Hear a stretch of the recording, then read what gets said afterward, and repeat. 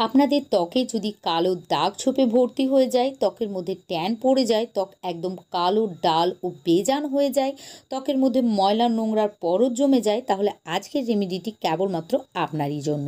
কেননা আজ আমি আপনাদেরকে দেখাবো কিভাবে আপনারা ঘরে থাকা মাত্র 4টি জিনিসের সাহায্যে আপনাদের ত্বককে দাগমুক্ত, ফর্সা, উজ্জ্বল ও চকচকে বানিয়ে নিতে পারবেন।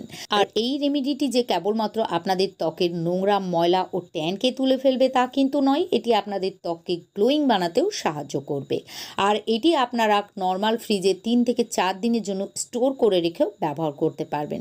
তবে আমি সাজেস্ট করব আপনারা যখন এটি বানাবেন ঠিক তখনই লাগিয়ে নেবেন, এতে করে রেমেডিটির গুণাগুণ 100% বজায় থাকবে। আর এটি পুরুষ মহিলা সকলেই ব্যবহার করতে পারবেন। এটি বানানো ভীষণই সহজ, কিন্তু এর রেজাল্ট দুর্দান্ত।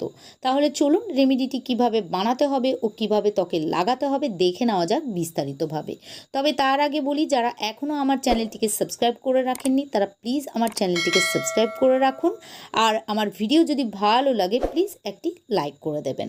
আমাদের আজকের এই রেমেডির জন্য প্রথমেই নিয়ে নিতে হবে রাইস ফ্লাওয়ার অর্থাৎ চালের গুঁড়ো।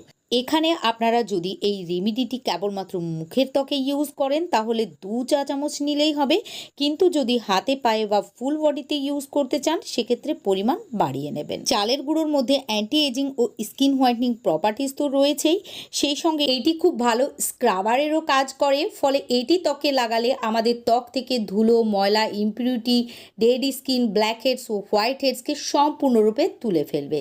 ফলে আমাদের ত্বক ভেতর থেকে ফর্সা, উজ্জ্বল হয়ে উঠবে। এবার আমাদেরকে নিয়ে নিতে হবে 1 চা চামচ লেবুর রস। লেবুর রস আমাদের ত্বকের ন্যাচারাল ব্লিচের কাজ করে, ফলে আমাদের ত্বকে লাগালে ত্বক ফর্সা, উজ্জ্বল হয়ে ওঠে, সেই সঙ্গে দাগ ছোপকেও কম করে। তবে আপনাদের ত্বকে যদি লেবুর রস স্যুট না করে তাহলে লেবুর রসের পরিবর্তে অর্ধেকটা টমেটোর রস অ্যাড করে দেবেন। নেক্সট এর মধ্যে অ্যাড করতে হবে 1 চা চামচ হানি অর্থাৎ মধু। মধু আমাদের ত্বককে ডিপলি হাইড্রেট ও ময়শ্চারাইজ করবে, ত্বক থেকে স্কিন র্যাশ, অ্যাকনে, পিম্পলকে কম করবে।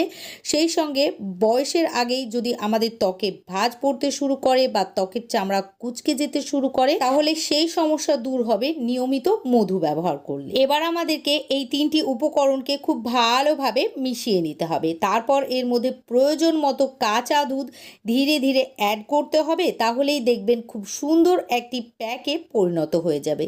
তবে আপনাদের কাছে যদি কাঁচা দুধ না থাকে তাহলে আপনারা জাল দেওয়া দুধ অথবা গুঁড়ো দুধও ব্যবহার করতে পারেন। প্যাকটি যখন বানানো হয়ে যাবে আপনারা মুখের ত্বকে সেই সঙ্গে হাতে পায়েও লাগিয়ে নিতে পারেন।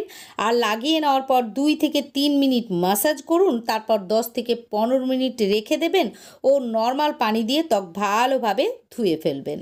আর ধুয়ে ফেলার পরে ত্বককে কোনো ময়শ্চারাইজার দিয়ে ময়শ্চারাইজ করে নেবেন। আশা করি আজকের ভিডিওটি আপনাদের খুব ভালো লেগেছে। যদি ভিডিওটিকে ভালো লাগে প্লিজ ভিডিওটিকে লাইক ও শেয়ার করে দেবেন।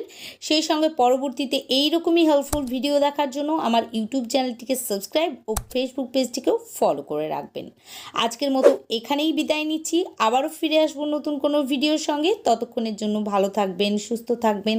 খোদা হাফেজ।